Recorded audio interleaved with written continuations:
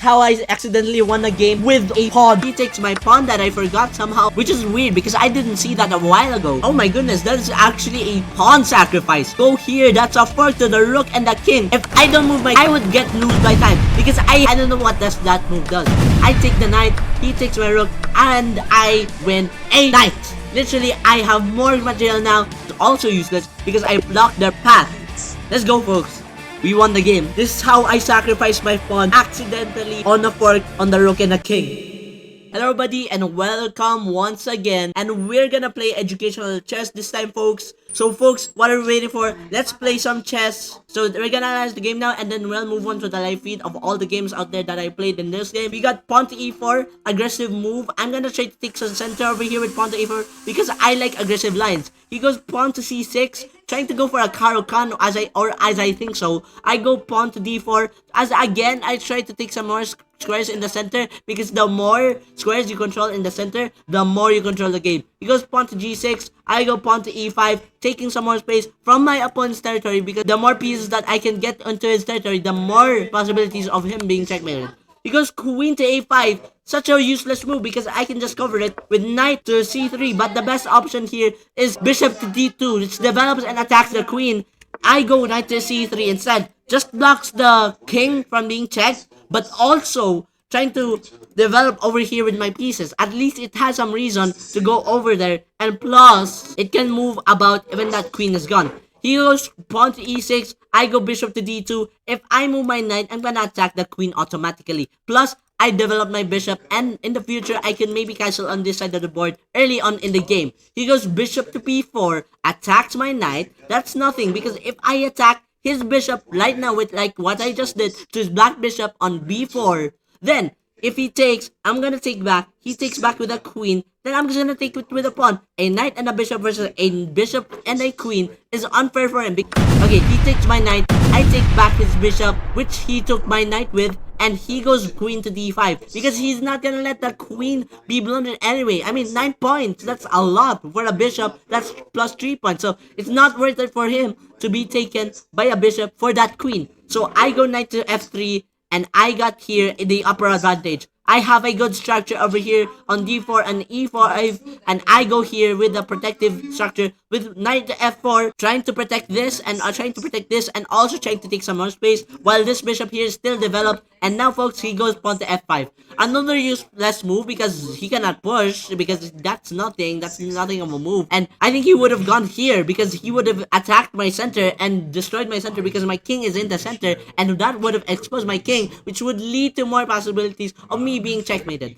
I go pawn to g3, trying to develop my bishop over here. He cannot take my knight because it's still protected by the queen. We got pawn to h3. Why would I go there? Because to prevent that knight from going there, because it's very powerful on that side of the board if I let him go there. He goes and castles his king to safety to where it's exposed. I do not recommend this because you're putting your king into a very, very dangerous spot because our space around your king is bad. Like what he just did right now, because the more possibilities of my pieces coming there. Bishop to g2, developing my bishop and allowing for my possibilities of me castling on my side of the board. He goes queen to e4, I go queen to e2. He couldn't castle, but the benefit of that, I go move my king up here and try to connect my rooks, and that will speed me up from connecting my rooks. So he goes knight to f7, trying to reroute the knight to a much better square so that he can put it somewhere much more powerful. I go pawn to h4, trying to somehow break the opponent's territory here, trying to have a race on this opponent over here.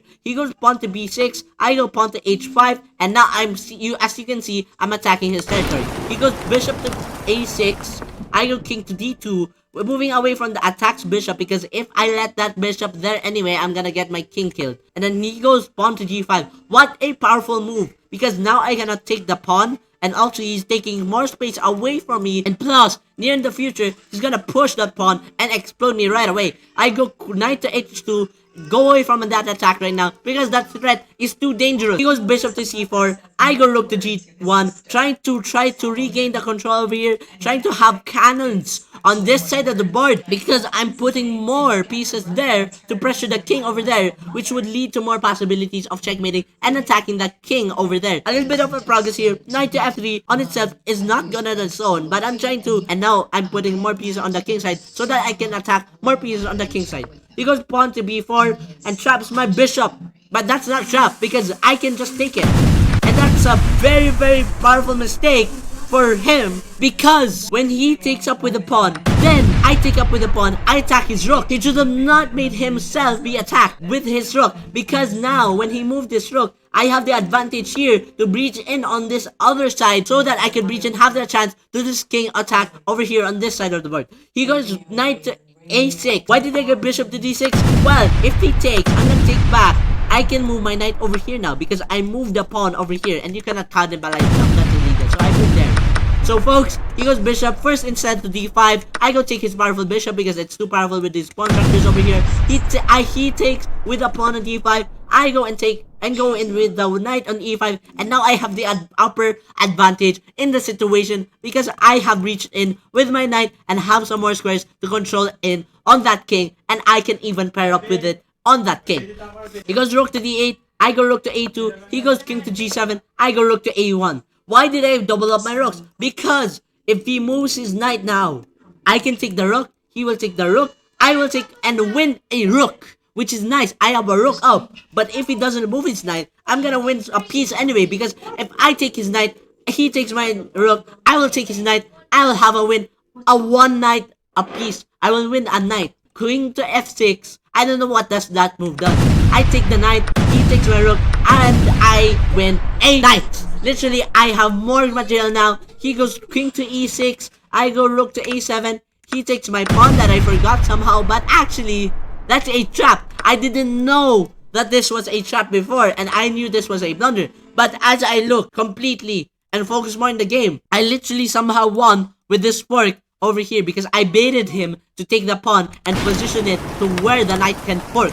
So he goes king back to e7, I take his rook, and folks, we have won a new trade and much better trade. He takes my rook, I take his rook, and so I have plus 2 points from that, and I have plus 5 points now. And now I'm currently winning the game with a possibility of 100%. I'm gonna go rook to a8, king to e7, he goes king to d6, and then I take the pawn, he goes pawn to c5, and then pawn to h6, he takes my pawn. That's a mistake because now I block the pawns.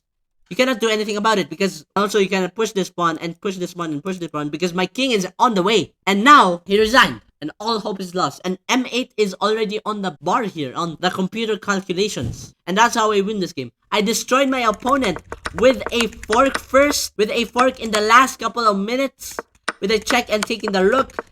And plus me winning some taking his knight on this game. Not only that, it's a sacrifice. The pawn is a sacrifice on d6 because again it's a fork to bait him into a fork. So folks, that's it folks. That's how I win this game. I'm finished with the analysis here. Let's move on to the live game. So let's go and play some chess now folks, and not about this. We're gonna go e4, aggressive move because I like aggressive stuff and I like some pieces moving around so much. And it's gonna be a dynamic game if I go aggressive because it is aggressive. So yeah, I'm gonna go move pawn to e4, take some more space, while also going here pawn to d4, taking some more space. He's gonna go for the Caro-Kann. No, he didn't go for the Caro-Kann. I don't know why he didn't go for the Caro-Kann, but that's fine. I'm just gonna take some space. Trying to go for the principles here of chess. He's in the modern defense according to chess.com. I'm gonna go just take some more space. Be principled in the center. Take the center means you control the game. He goes and queen to a5, attacking my king, but I don't recommend this because I can just block it with knight to c3, and I think that's spin, but that's it. Kind of vulnerable. So I can develop my knight over here, and somehow later in the future I can attack it with bishop to d2 with a discovered attack with knight, moving my knight somehow to another square. So that is a good move. I think so.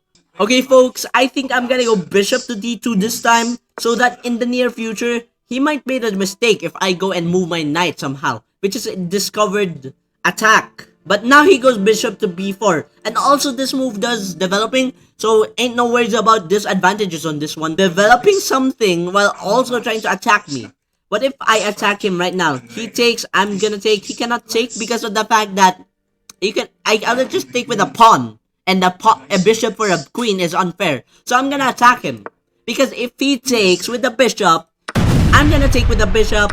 I attack his queen. He goes there, queen to d5. Was such a safe square, but not safe for long. I could maybe go knight to f3 right now, try to develop something, while also blocking the queen from the possibilities of my mistake of moving bishop here and trapping my rook in the future. He goes pawn to f5, which attacks this side of the board. That's fine. I should have suggested this, attacking my center, because my king is currently in the center, and you need to expose it right now. But he goes there, and that's a weird move, because now, you're gonna attack anything from here. It does nothing. I'm gonna go here, just to make this queen go away. If I go bishop to g2, he can go here, right, because of the knight, and he cannot go here. So I'm gonna prevent that by going pawn to h3. Because, of course, I'm not gonna let that knight in there, just barging in with a powerful knight on the board.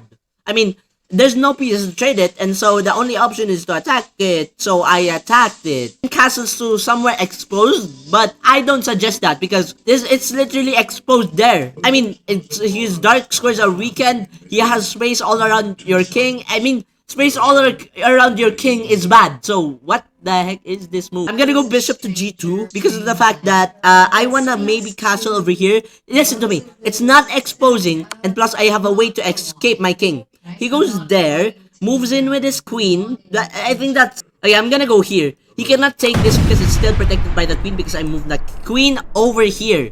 So, I'm gonna take the queen now.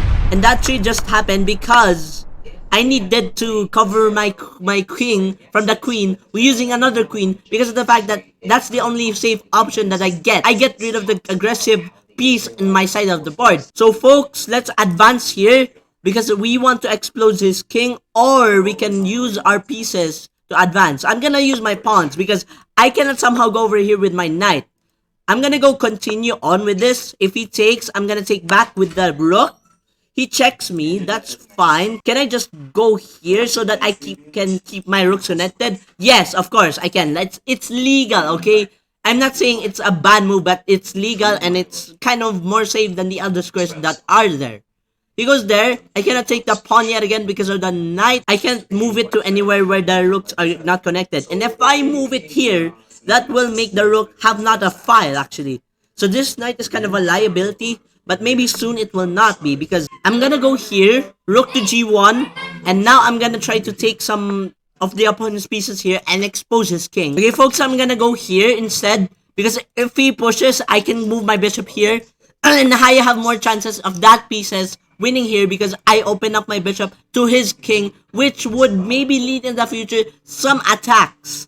I'm gonna go bishop here right now because my time is 3 minutes, his time is 8 minutes, so I gotta speed things up a little bit. And also, he's literally protecting his bishop over here, wrong side of the board, buddy, because I'm already attacking here. So, I'm gonna go here, try to get this file open up again. He's gonna try to explode me over here though, which is weird and also, I don't know what will happen. I take the pawn, he will take back the pawn. I will take it back, but I attack the rook. Well, that's weird because why would he let me attack the rook while he's breaching in with my king side? I mean, that's very, very confusing over here right now, folks. I'm gonna try to breach in on the other side and see if I can. He just made a mistake. He was trying to open up his rook. He led himself to attack his own rook, which is not a good move. Actually, if I go here, he will take my bishop with a knight. I will have my ability, the knight, to literally move here and places to more places in his territory, which means I get more pieces in his territory, which means I have more possibilities of checkmating him because I have more pieces in this territory to checkmate with. I'm just gonna trade that because it's very, very powerful on that side of the board. And then now, we continue with this plan of knight to e5 because that is a very, very good piece to move there. And plus, I have pieces here to attack now. I think he's gonna think first. I'm gonna let him think and I'm gonna let myself think over here. So maybe we'll think of some way to try to demolish territory. Try to double up my rooks. If he doesn't see me doubling up my rook, he's doomed. Okay, he's doomed. Oh my goodness. Oh shoot, this is a powerful rook right here. These two rooks are powerful together. Because now, if he removes his knight, I'm gonna take the rook. He's gonna take the rook. I'm gonna take the rook and I win that whole trade with one rook, which is insane. What is he doing? Why is he moving the king to take my knight? It's protected. What the heck is he what the heck is he doing? I'm just gonna take the knight anyway. And I just won a knight, which is insane for me. Now we breached in with the rook on this side. If he hadn't made that mistake a while ago, then he would have maybe won the game. But I'm gonna go here, try to attack the pawn on d7, and maybe there I could breach in with my rook and plus come in with my rook. He goes and takes my pawn. I forgot about that, which is weird, but that's okay because I can actually fork him. Which is weird because I didn't see that a while ago. Oh my goodness, that is actually a pawn sacrifice. Because now, when I go here, that's a fork to the rook and the king. If I don't move my knight quickly though, I would get lose by time. Because I have literally 1 minute on my time over here. So I gotta move quickly over here on this time right now. So maybe we're gonna queen. He's gonna take my pawn though, which is weird because I didn't see that. Also, I'm just gonna take that pawn anyways because I already blocked it. And now this pawn is also useless because I blocked their path. Let's go, folks. We won the game. See you guys in the next video. If you want to motivate me to make more videos like this, please subscribe and like. And peace out. See you guys in the next video. I am proudly that you have I am very proud of you that you have finished this video. And yeah, see you guys in the next video. Peace out.